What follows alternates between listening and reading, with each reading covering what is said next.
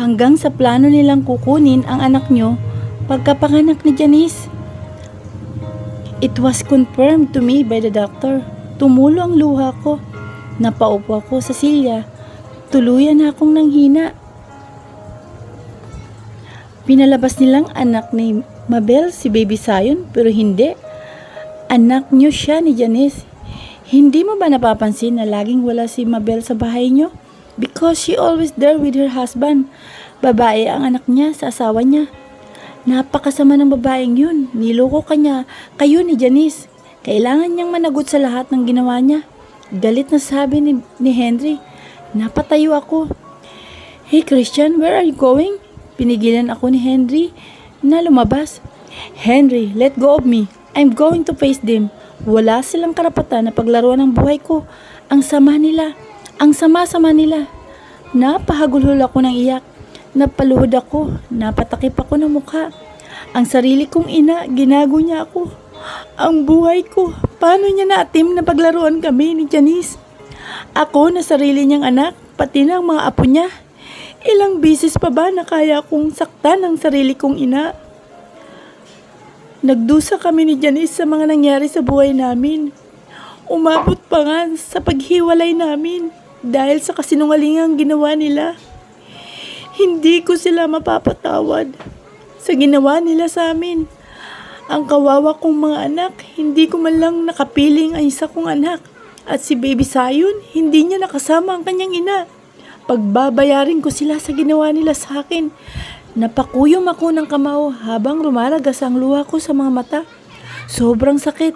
Lumapit si Henry sa akin. Napayakap na lamang ako kay Henry habang umiiyak. Hindi ko na kaya.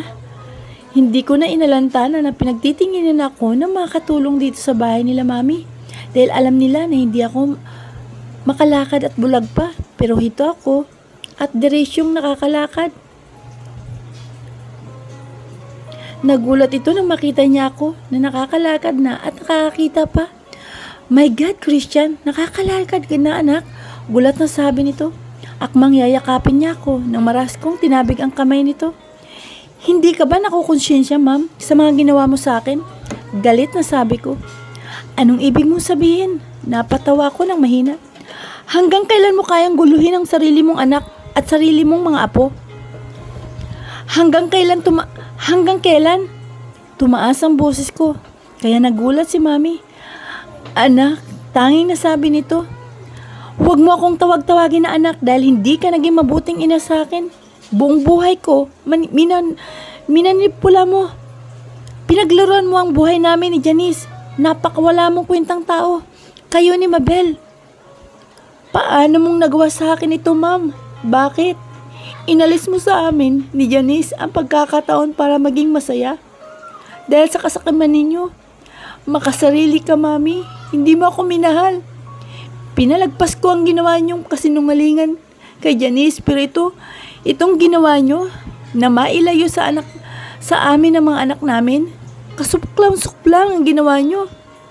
Walang kapatawaran. Hinawakan ni mami ang braso ko nang tinalikuran ko na siya. Anak, patawarin mo ako. Matagal ko nang pinagsisisihan ng mga ginawa ko. Alam kong kahit sa kabilang buhay ko, pagdudusahan ko ang mga kasalanan ko sa inyo ni Janice. Umigting ang pangako. Kung pinagsisisihan mo ang ginawa mo sa amin ni Janice, bakit hindi mo sinabi sa amin ang totoo? Hanggang ngayon na ate mong hindi namin kapiling ang mga anak namin? Pinagmukha mo kaming mga tanga. Ginago mo ako, mami. Ginago mo ako. How dare you? Naiyak na ako ng tuluyan. Pinaghiwalay niyo kami, pati na ang mga anak namin. Wala kayong mga puso. Sobrang sama ng loob ko sa mga ginawa nila sa buhay ko. Sagad hanggang langit ang galit ko sa kanila.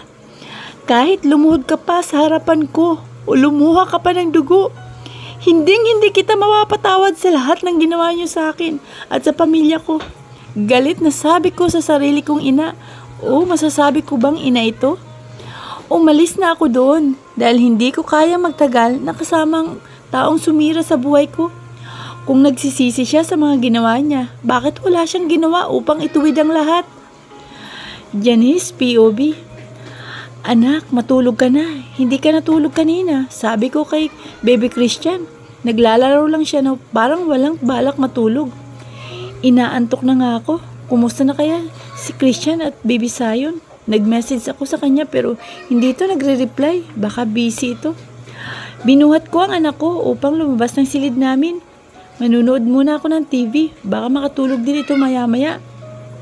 Inilapag ko siya sa lapag para maglaro ng mga laruan nito na binigay ni Christian.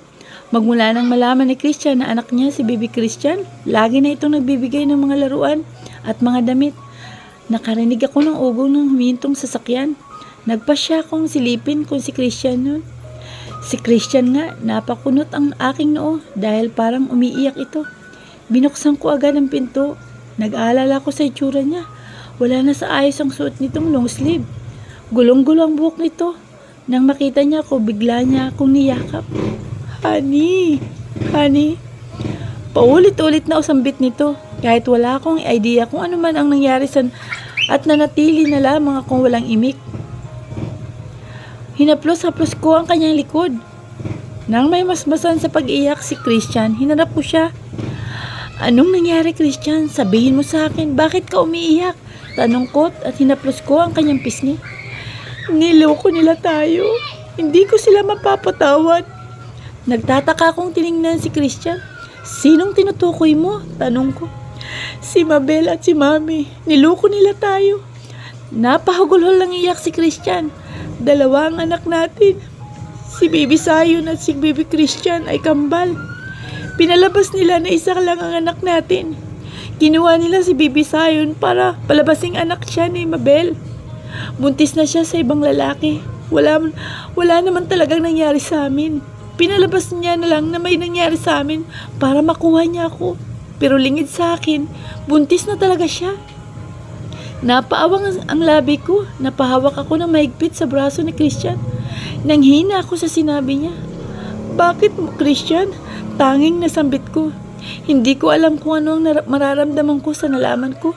Napasubsob ako sa dibdib ni Christian at napaiyak ako. Nag-flashback sa akin lahat-lahat ng nangyari magmula nang iwan ako ni Christian. Napakasakit sa akin na iwan ka ng taong mahal mo dahil hindi ko siya mabigyan ng anak. Pero kasinungalingan lang palang lahat hanggang sa nagkaroon ako ng sakit at ipinanganak ko si Baby Christian na nakipaglaban sa sakit ko. Halos sumuko na ako dahil pakiramdam ko, pinabayaan ako ng Diyos dahil lahat ng kamalasan binigay na niya sa akin. Yun pala, may mga tao lang na gumawa nun para masira kami ni Christian. Ang sama nila. Bakit nila ginawa sa atin yun? Ang anak ko, ang kawawa kong mga anak. Umiiyak na sambit ko. Halos hindi na ako makahinga sa pag-iyak. Hindi ko man lang nakasama si Baby Zion. Pagbabayaran ni Mabel ang ginawa niya sa anak ko at sa akin. Napakasama nila. Wala silang mga puso. Magbabayad sila. Umiiyak na sabi ko. They will pay. I swear to God. Paggagapangin ko sila sa lupa. Halos manginig sa galit si Christian. Janice, POV. Hindi ako makapaniwala na sinisiwalat sa akin ni Christian. Hindi kami annulled ni Christian kaya mag-asawa pa din kami. Ang mas lalong ikinabigla ko ay ang mga anak ko. Anak ko talaga si Baby Zion dahil kambal ang anak namin. Napakasakit nga lang kay Baby Zion. Hindi ko man lang siya naalagaan. Mabuti na lamang si Marie Kiris ang naging yaya nito. Kaya kahit papano, inalagaan niya si Baby Zion. Kaya pala gano'n na lamang gaan ang loob ko kay Zion dahil anak ko siya. Masaya ako dahil dalawa ang anak ko. Nalulungkot nga lang ako dahil hindi ko naalagaan mula nang may panganak ko ito. Ate, nandito si Kuya Christian, sabi ni Miracle. Tumayo na ako para puntahan si Christian sa sala. Gusto kong mapaluhan na makita kong buhat-buhat nito si Zion, ang anak ko. Napatingin ang mag-ama sa akin. Mama, Janice, sambit ni Baby Zion sa akin. Inabot niya ako upang magpabuhat. Binuhat ko kagad ang anak ko. Niyakap ko ng sobrang higpit. Napaiyak ako, hindi dahil sa lungkot, kung hindi dahil sa sobrang saya ko. I love you, anak ko. Ako si mama mo. Sambit ko habang umiiyak. Mama, Tanong ni Baby Zion. Hinawakan niya ang pisngi ko na may luha. Napangiti ako. He's such a sweetie. Kahit nasa 1-year-old pa lang, parang napaka-mature na mag-isip. Kinuha ni Miracle si Baby Zion. Ipinasok na nito sa silid namin upang makapag-usap kami ni Christian. Umupo kami ni Christian. Madami kaming dapat pag-usapan tungkol sa mga taong ginawan kami ng masama. Hindi ko alam kung masasabi ko pang mga tao ang mga yan. Mga wala silang puso. Umalis na kami sa bahay ni Baby Zion. We'll be staying for a while habang inaayos pa ang bahay natin, sabi ni Christian. Hinawakan ko ang palad ni Christian. Nagkausap na ba kayo ni Mabel? Tanong ko. No, hindi ko siya kayang harapin. Matapos ang ginawa niya, baka kapag nakita ko siya, hindi ko mapigilang ang sarili ko. Nasaktan ang babaeng yun. Baka makalimutan kong babae siya. Nakita ko ang galit sa mukha ni Christian. Kahit sino magagalit ng sukdulan sa ginawa nila. Wala silang karapatan na paglaro ng mga buhay namin, lalo pat mga anak namin. Ang naapektuhan. Hinaplos ko ang braso ni Christian. Huwag kang mag-alalahan, maayos din ang lahat. Magbabayad sila sa ginawa nila sa atin. Sabi ko, kailangan ko din kasuhan ang doktor na gumawa ng kasinungalingan sa sitwasyon ko. Hindi siya karapat-dapat na maging doktor. Pagbabayaran nilang lahat ang ginawa nila sa atin. Uunahan natin ang doktor na binayaran nila, Mami. Aalisan ko siya ng license bilang doktor. Hindi na siya makakapagtrabaho sa kahit saan. Ipapa-blacklist ko siya dito at sa ibang bansa. I will sue her for forgery. Wala siyang karapatan na maging doktor. Isusunod ko si Mabel. Tatanggalin kong lahat na mayroon siya. Si Mami, hindi ko siya mapapatawad sa ginawa niya. Kahit mawala pa siya sa mundo, hindi ko ibibigay ang kapatawaran ko sa kanya. Pumiyok si Christian. Yumakap ako sa kanya. Hinaplos-haplos ko ang kanyang likod nang magsimula na itong humagulhol. Inalis nila sa amin ang pagkakataong makasama ang mga anak namin. Christian POV. Nag-igting ang pangako nang pumasok sa loob ng opisina ko si Mami. Kasama nito si Daddy. How many times I've told you? I don't want to see your face, Ma'am. Napatayo ako. Anak, please, mag-usap naman tayo. Nakita kong malaki ang hinihulog ng katawan ni Mami. Christian, anak, nakikiusap akong bigyan mo ng pagkakataon ang mami mo na magpaliwanag. Alam kong wala akong karapatan dahil wala akong nagawa na sa mga naging desisyon ng mami mo noon. Alam kong mali lahat yun. Nagbingi-bingihan at nagbulag-bulagan ako sa lahat ng mga nangyari noon. Dahil naduwag ako, anak, dapat ipinaglaban ko ang tama. Bagkus sinayaan ko lang na gawin ng mami mo ang sirain kayo ni Janice. Nakita kong napaluha si Daddy. Hindi ako karapat-dapat na maging ama ng tahanan. Isa akong mahina, anak. Para man lang makabayad ako sa mga naging kasalanan namin ng mami mo, ako ang kumuha sa pinirmahan niyang annulment ni Janice. Hindi ko ito pinasa sa attorney. Ang alam ng mami mo na ipasa ko ito at annulled na kayo. Pero hindi. Napawang ang labi ko. So ibig sabihin si Daddy ang dahilan. Kaya hanggang ngayon kasal pa kami ni Janice. Sana mapatawad mo kami, anak. Kung hindi man ngayon, maghintay kami, sabi ni Daddy. Alam ba ni Mabel na kasal pa din ako kay Janice? Tanong ko kay Daddy. Tumango ito. So pinaglaruan ako ni Mabel. Fake ang pinapirma niyang marriage contract para lang mauto niya ako. Ako naman, nagpauto naman sa mga kasinungalingan niya. Ang laki kong gago. Hindi ko din magawang magalit kay Daddy dahil kagaya ko, naging sunod-sunuran din siya sa lahat ng kagustuhan ni Mami. I'm sorry, Dad, pero hindi ko maibibigay ang kapatawaran na hinihiling niyo. Kung ikaw, kaya kong ibigay yun dahil alam ko naman na inosente ka sa lahat ng mga ginawa nila, Mami. Kagaya ko, naging sunod-sunuran ka din sa lahat ng kagustuhan nila. Sabi ko, napatingin ako kay Mami nang lumuhod ito sa harapan ko. Kinuha nito ang kamay ko at dinala sa kanyang mga pisngi. Umiiyak ito ng walang humpay. Wala akong awang naramdaman kahit maglupasay pa siya. Hinding-hindi ako maawa sa taong sumira sa buhay namin ni Janice at ng mga anak ko. Hindi ko nakapiling ang anak kong si Baby Christian nung time na nagkasakit si Janice. Wala man lang ako sa tabi niya. naging gago at tanga ko dahil sa paniniwala ko sa mga kasinungalingan nila sa akin. Anak, forgive me. I'm sorry for all I've done.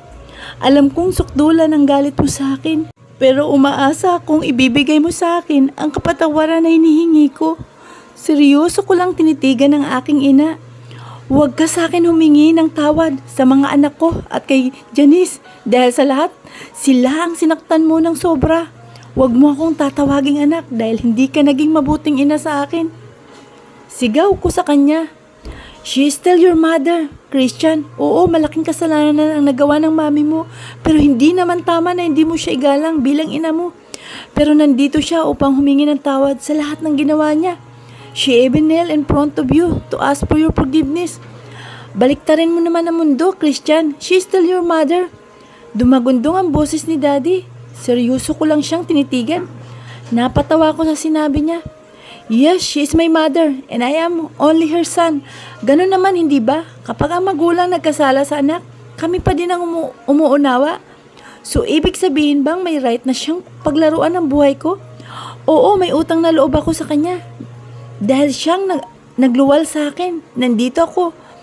Buhay dahil sa kanya, pero wala siyang karapatan na sirain ang buhay ko. Dahil sa anak niya ako at sa tingin niya, may karapatan na siyang kontrolin ang buhay ko. Hindi ko nakasama ang anak ko nang dahil sa kanya. Hindi ko nakasama ang asawa ko sa mga oras na nagkikipaglaban siya sa sakit nito nang dahil din sa kanya. Pinaniwala nila ako sa isang kasinungalingan. Oh, hindi pa pala isa. Madaming kasinungalingan. She didn't regard me as her son. Instead, she treated me as if I were a toy. She expect me to do anything she wants. Bakit? Dahil anak lang niya ako? Kaya niyang pagalawin ang pera niya? May sarili akong buhay, Dad. I'm not a robot na kapag gusto niyang gumalaw ako, pagagalawin niya ako sa pamamagitan ng control button. Tumulo ang mga luha ko. Buong buhay ko, namuhay ako ng walang kalayaan. She had complete power over my life. Mula sa mga pangarap ko, pati sa babaeng minahal ko. Natigilan si Daddy sa sinabi ko.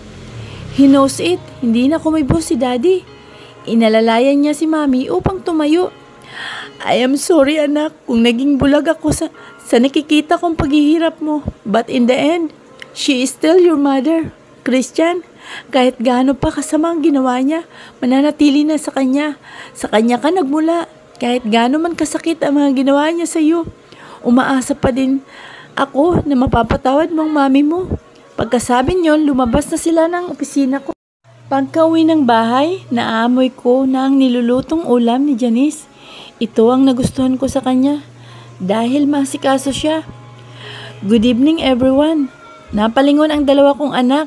Nagtatatalon ito sa kuna nila. Diti.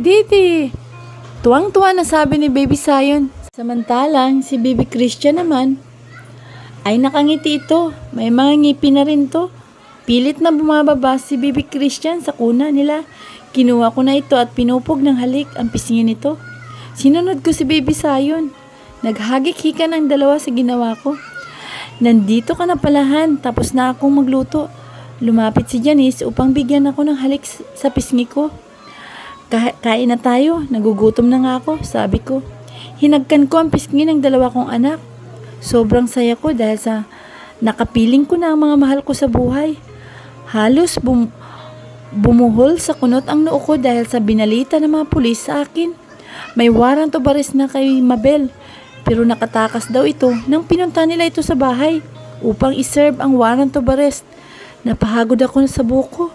Kinakabahan ako sa maaring gawin ni Mabel sa pamilya ko. Alam kong hindi titigil ito para lang masira niya kami. Napakawalang hiya niya talaga. Nagsipuntahan sa opisina ko sila Chris, Henry at Trevor nang mabalitaan nilang nangyari. Nag-aalala din sila sa maaring gawin ni Mabel. Maimpluwensya ang pamilya nito. Inamin sa akin ni Daddy na tinakot sila ng pamilya ni Mabel na kapag kinalaban nila ito, pababagsakin nila ang kumpanya namin. Kaya natakot sila sa posibleng gawin ng pamilya ni Mabel. Kaya nanahimik si Mami sa lahat. Kailangan mahuli sa lalong madaling panahon ang baliw na yun. Nangyari na din sa akin yan. Kaya nangangamba kong gagawa ng hindi maganda ang Mabel na yun. Sabi ni Trevor, sana naman hindi mapahamak ang mga anak ko at ang asawa ko. Nagpakalap na din ako ng information about sa kanya sa buong Pilipinas. Hindi siya makakalabas ng bansa dahil nasa list na siya ng wanted, sabi ni Henry. Sana naman mahuli na ang dapat mahuli. Yung babaeng yan, malaki nang naging perwisyo niya sa buhay niyo ni Janice. Napapailing si Chris. Nagring ang phone ko. Agad kong sinagot na makita kong tumatawag si Janice. Napakunot ang noo kong ng iba ang sumasagot. Sir, dinala po namin sa Makati Med. Si Ma'am Janice, may bumaril po sa kanya. Ang mga anak niya po, may kumuha po sa kanilang mga lalaki. Wala po kaming nagawa. May mga baril po sila. Umiiyak na sabi ng katulong namin sa bagong bahay. Halos pagbagsakan ako ng langit at lupa sa narinig ko. Nabitawan ko ang phone. Bumagsak ito sa sahig. Christian, what happened? Tanong ni Henry sa akin. Ang mga anak ko may kumuha sa kanila. Napaupo ako sa upuan. Nanghina ako. Christian, POV. Narating namin ang lugar. Hapon na. Sobrang kabang nararamdaman ko. Natatakot ako para sa kaligtasan nila. Umaasa akong nasa maayos ng lagay nila. Hindi ko maatim na umiiyak ang mga anak ko. Makakapatay talaga ako ng tao. Na-trace na ng mga pulis kung saan dinala mga anak ko. Kaya nakipag-coordinate kami sa bayan ng Santa Maria, Bulacan, pulis, para makatulong sa paghuli sa mga suspek. Sumama ako sa operation dahil hindi din naman ako matatahimik. Gusto kong walang masamang mangyari sa kambal ko. Ako mismo ang papatay kay Mabel. Oras na masaktan ng mga anak ko. Alam kong siya may pakana nito. Siya lang naman ang may matinding galit sa amin ni Janice. Mr. Cervantes, dito lang muna po kayo sa mobile. Kami na po bahalang pumasok sa loob. Huwag po kayo mag-alala. Gagawin po namin lahat na hindi masaktan ng mga anak nyo. Sabi ng pulis. Kahit sinabi nilang magiging maayos pero ayokong umupo na lang dito at magpakampante na walang ginagawa. Palihim ako umalis sa loob ng mobile nang mapansin kong wala na akong kasama. Kailangan ako ng mga anak ko. Pumasok ako sa loob. Napapalibutan ito ng wired fences. Buti may maliit na awang ito. Kaya ako ang nakapasok. Kinuha ko ang baril ko.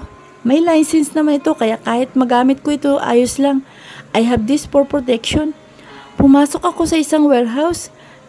Napatago ako na may mga lalaking dumating. Napalunok ako dahil nakita kong matataas na kalibre ng baril ang mga hawak nila. Pero hindi dapat ako lukuban ng takot. Buhay ng anak ko ang nakasalalay dito. Kaya dapat magpakatatag ako. Kailangan ako ng mga anak ko. Umalas din kapag daka ang mga lalaki. Kaya nagkaroon ako ng pagkakataon para makapasok pa sa loob. Warehouse ito na may mga silid. Iwan ko kung anong klaseng lugar ito. Kung titingnan para itong paupahan. Binagtas ko ang maliit na hallway. Sinubukan kong buksan isa-isa ang pinto. Hinanda ko ang baril ko. Baka may maka-encounter ako. Hindi dapat akong maunahan. Puro nakalak ang mga pintuan. Dumiretso pa ako sa isang labasan. Nagtago ako sa isang sulok. Sumilip ako, ganun na lamang ang pagkabigla ko sa nakikita ko. Nakaupo si Mabel sa isang silya. Puro ito pasa at duguan ng puti nitong damit. Ang mga anak ko ay nakatulog sa may stroller at may isang batang babae na nakatulog din na nasa stroller. Walang hiya ka, bakit pati ang mga bata dinamay mo? Demonyo ka talaga. Okay lang ako kahit bugbugin mo pero wag mo naman sanang idamay ang mga bata na walang kinalaman dito. Pati ang anak mo, dinadamay mo. Demonyo ka talaga. Nagulat ako nang sampalin nito si Mabel. Napabaling ang mukha nito. Wala akong pakialam kahit anak ko pa yan. Hindi ka na makakawala sa akin. Gagawin ko lahat para masira ka sa kanila. Kaya sa akin ka pa din babalik. Akala mo, hindi ko alam kung anong plano mo. You even fake your marriage to Christian para lang magsama na kayo. Bakit sa palagay mo, mamaling ka ng lalaking yun? Hindi ka niya mahal dahil ako lang ang nagmamahal sa'yo ng totoo. Dahil ako ang asawa mo. Sabi ng asawa ni Mabel, para itong baliw sa itsura nito. Akala ko isa kang mabuting tao. Minahal kita pero sinasaktan mo ako. Kaya hindi mo ako masisisi na iwanan ka. Napapagod na ako. Rick, sa pagmamahal na sinasabi mo, gusto ko nang kumuwala sa kasal natin dahil ayoko mamatay kami ng anak ko sa piling mo. Umiiyak na sabi ni Mabel. Hindi ako makapaniwala sa narinig ko. Revelasyon. Is she a battered wife? Bigla niya itong hinawakan sa buhok. Napatingala si Mabel. Sa palagay mo ba, pakakawalan pa kita? No way! Magsasama tayo hanggang kamatayan, kasama ng mga batang to. Humalaklak ito na parang demonyo. Hinanda ko ang baril ko. Itinutok ko sa lalaki ang baril. Akmang ipuputok ko na lamang, biglang may nagpaputok. Nagkagulo na, nakita kong nagising ang mga anak ko. Nagsiiyakan ng mga ito, kasama ang anak ni Mabel. Nanlaki ang mga mata ko nang itinutok ng lalaki ang baril sa mga anak ko at pati na din sa anak niya. No! Sigaw ko. Tumakbo ako sa kinaroroonan ng mga anak ko. Bago pa ako makarating, nakita kong hinarang ni Mabel ang katawan nito sa mga bata, kaya siyang natamaan ng baril. Bumulagta si Mabel pati na din ang lalaki dahil binaril siya ng isang pulis na dumating. My God! I exclaim. Dinaluhan ko ang mga anak kong umiiyak. Binuhat ko sila pareho. Shush, baby. Daddy is already here. You are safe now. Napatingin ako sa batang babae na umiiyak. Naawa ko sa kalagayan niya. Nagpapasalamat ako at ayos ng lahat. Nakatulog na din ang kambal. Halos hindi ko mapatahan nang iuwi ko sila sa bahay. Pero nang makita nilang ina nila, doon pa lang sila tumahan. Buti na lamang at ligtas si Janice. Nadaplisan lamang ng bala ang balikat nito. Ayon sa kanya, may dumating na mga lalaki. Nanlaban daw si Janice kaya siya pinaputukan at buti na lamang daplis lang sa balikat. Nasa hospital si Mabel at nasa kritikal na kondisyon. Sabi ng doktor, buntis si Mabel at kailangan tanggalin ang bata. Sa sinapupunan nito, hindi ko alam kung maawa ba ako o magiging masaya na ganun ang kinahinatnan nila ng asawa niya. Pati na ang sanggol na nabuo sa kabubuo pa lamang sa tiyan. Napakalaki ng kasalanan nila sa pamilya ko. Pero nagiging mahina ako kapag tumitingin sa akin ang anak ni Mabel. Halos kasing age lang din ito ng mga anak ko. Naawa ako sa baby dahil sa nangyari sa magulang nito. Kaya hindi ko magawang magalit ng lubos kay Mabel. Nakatulog na ang anak ni Mabel. Naawa ko sa kanya, Han. Kahit naman nagkaroon ako ng galit sa kanyang ina, hindi ko magawang magalit ng lubos. Kailangan mabuhay ni Mabel para sa anak niya. Napayakap sa akin si Janice. Magiging maayos din si Mabel. Malaki din ang utang na loob natin sa kanya. Kung hindi niya hinarang ang katawan sa mga anak natin, baka silang nasa ospital ngayon. Gusto kong magpasalamat sa kanya, sabi ko. May natitira pang kabutihan sa puso ni Mabel kahit papano. Naiintindihan ko na ngayon kung bakit niya ginawa yun sa amin. Gusto ko din siyang pasalamatan sa ginawa niya. Malaki ang utang na loob natin sa kanya. Nalulungkot lang ako dahil nawala ang anak ni Mabel sa sinapupunan nito. Sabi ni Janice, hinaplos ko ang buhok ng asawa ko. Umaasa akong magiging maayos ang kalagayan ni Mabel para maayos na ang lahat. Kinabukasan, dinalaw namin si Mabel. Gusto ko din tanungin ang doktor na may hawak sa kanya. Pinuntahan namin ang silid ni Mabel. Until now, hindi pa siya nagigising. 50-50 pa din ang chance niyang mabuhay. Gusto kong maawa sa itsura niya. May mga nakakabit na tubo sa katawan nito. Mahina pa ang pagtibok ng puso niya. Ayon sa doktor, natamaan ang artery ng puso nito kung saan sa mismong nagsusupply ng oxygen. Kaya inagapan nila ito, kung hindi, mamamatay agad si Mabel. Pero hindi pa din sigurado kung makakasurvive siya. She is still in a coma. She is in fact still being watched. Ako na muna ang magbabantay dito, hindi ba? Kakausapin mo pa ang doktor na may hawak kay Mabel? Sabi ni Janice. Hinagkan ko muna ang noo niya bago ako lumabas ng silid. Janice, POV. Sana malagpasan ni Mabel ang lahat ng ito. Kailangan siya ng anak niya. Kagabi, hindi ito humihiwalay sa akin. Hindi ko nga nahawakan ng mga anak ko dahil ayaw bumitaw sa akin ng baby. Umiiyak ito kapag iniiwan ko. Kaya ang ginawa ko, buhat-buhat ko ito kahit saan ako pumunta. Walang nagawa si Christian kung hindi matulog na hindi ako katabi. Katabi ko din kasi ang dalawa pa naming anak. Pinakatitigan ko ang mukha ni Mabel. Hinawakan ko ang kanyang palad. Magising ka na, naghihintay na sa'yo ang baby mo. Huwag kang mag-alala, nasa maayos ang anak mo. Binibigay ko na sa'yo ang kapatawaran. Nagpapasalamat ako sa iyo sa pagliligtas mo sa mga anak ko. Hindi man tayo nagkaroon ng hindi pagkakaunawaan, gusto kong maging maayos na tayo. Sabi ko, lahat naman ng tao binibigyan ng pagkakataong magbago. Pinakita ni Mabel yun nang iligtas niya ang mga anak namin ni Christian. Ibig sabihin lang doon, hindi siya lubos na masama. Napatingin ako sa kamay ni Mabel nang gumalaw ang mga daliri nito. Nagdilat ito ng mga mata na ikinatuwa ko. Mabel, salamat at gising ka na. Naramdaman ko ang paghigpit ng hawak nito sa kamay ko. Janice, forgive me for all the bad things I have done for you. I am so sorry. Pumatak ang luha niya sa gilid ng mata. Pinahid ko yun. Pinapatawad na kita, Mabel. Napakalaki ng utang na loob ko sa iyo dahil iniligtas mo ang mga anak namin. Lumaban ka, Mabel, para sa baby mo. Hinihintay ka niya. Huwag kang mag-alala, nasa bahay siya. Nasa mabuti siyang kalagayan. Sabi ko. Janice, salamat. Napakabuti mo. Napakaswerte ni Christian sa'yo. Janice, mangako ka na alagaan mo ang anak ko. Ituring mo siyang tunay mong anak. Napaiyak bigla si Mabel. Huwag kang magsalita ng ganyan, Mabel. Gagaling ka pa. Ano ka ba naman? Lumabang ka para sa anak mo. Kahit ako ay napaiyak na din. Nataranta ako nang biglang nanginig ang si Mabel. Parang hirap na hirap siyang huminga. Mabel, hold on. Tatawag ako ng doktor.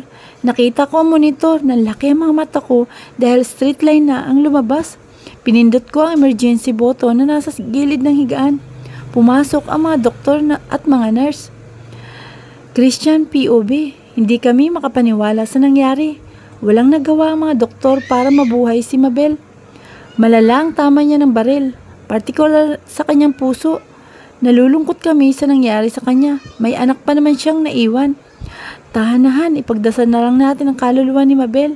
We will take care of her daughter para doon naman lang makakabayad tayo ng utang na loob sa kanya, sabi ko. Bahala kong ampunin ang anak ni Mabel. Kahit naman hindi naging maganda ang pagsasama namin noon, hindi naman dahilan yun para hindi ko tulungan ang anak niya.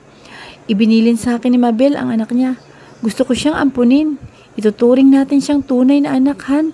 Sabi ni Janice. Tumango ako at hinaplos-haplos ko ang kanyang buhok. We're living right now, honey. Baka hinahanap na tayo ng mga anak natin, sabi ko.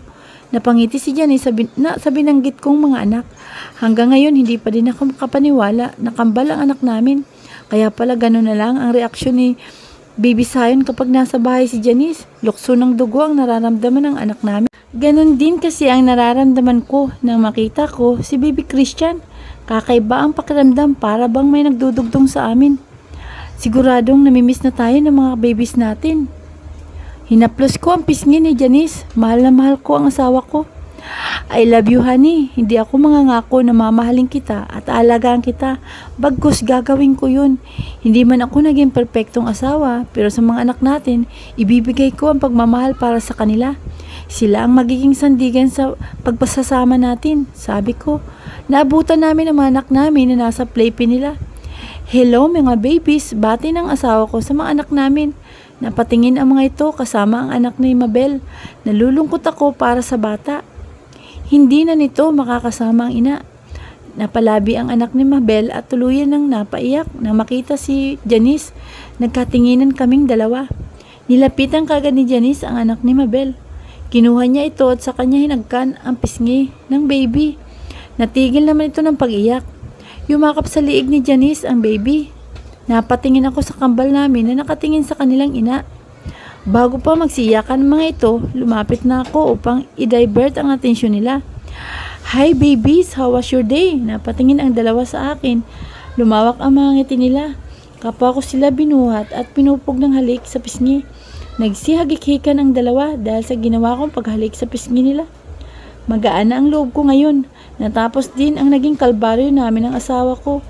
Wala nang hadlang sa aming pagsasama, although umabot pa sa ganitong sitwasyon. May isang taong nagbuwis ng buhay. Ayoko sanang pakiharapan si Mami pero si Janice ang pumilit sa akin upang kausapin siya. Labag sa loob ko na makita siya. Hindi pa ako handang magpatawad. Sobrang lalim ng sugat na dinulot niya sa buhay namin ni Janice.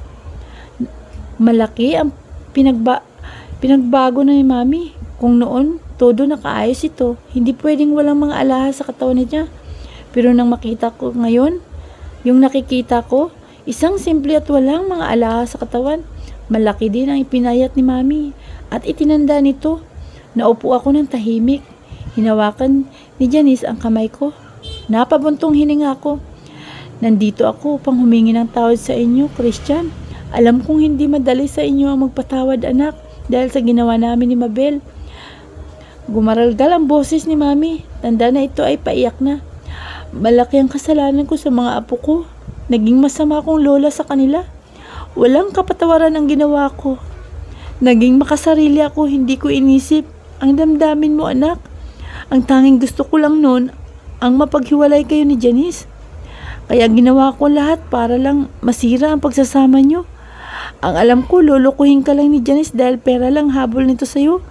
Pero nagkamali pa ako. Nahusgahan ko siya. Napatingin si Mami kay Janice. Please ma'am, umalis na kayo. Kung inaasahan niyong ibibigay namin sa inyo ang kapatawaran, nagkakamali kayo. Hindi pa po ako handang ibigay sa iyo ngayon. Sana maintindihan mo na, mahirap sa amin na gawin ang gusto niyo. Napatingin sa akin si Janice. Hinawakan niya ang kamay ko. Matagal ko na po kayong pinatawad. Wala naman pong saysay kung magtanim pa po ako ng galit sa puso ko. May mga anak pa akong dapat pagtuunan ng pansin kaysa sa puro galit ang pairalin ko. Ang mahalaga naman po maayos na lagay ng mga anak namin ni Christian. Kasama na namin sila. Yun naman ang mahalaga po. Marasa kong napasulyap sa asawa ko. Bakit ang dali para sa kanya na ibigay ang kapatawaran sa taong dahilan ng pagkawasak ng pamilya namin? Alam ko pong mahirap pa kay Christian na patawarin kayo. Alam ko naman na ibibigay din ni Christian yun. Mabait naman po siya. Tiningnan ako ni Janice at nginitian niya ako ng matamis. Kapag ganito kasi ang ginagawa sa akin ni Janice, nagiging mahina ako. Siya kasi ang kahinaan ko. Salamat Janice, napakabuti ng puso mo. Kahit napakalaki ng naging kasalanan ko sa'yo, pero pinatawad mo pa rin ako. Kaya napakaswerte ko ng anak ko sa'yo at ikaw ang minahal niya. Niyakap ni Mami si Janice. Napabuntong hina ako at nakita kong sincere si Mami sa paghingi ng kapatawaran. Umiiyak itong nakayakap sa asawa ko. Darating din ang panahon na kaya ko nang harapin si Mami at ibigay sa kanya ang pagpapatawad. Sa ngayon, I need to mend my heart 2 years later.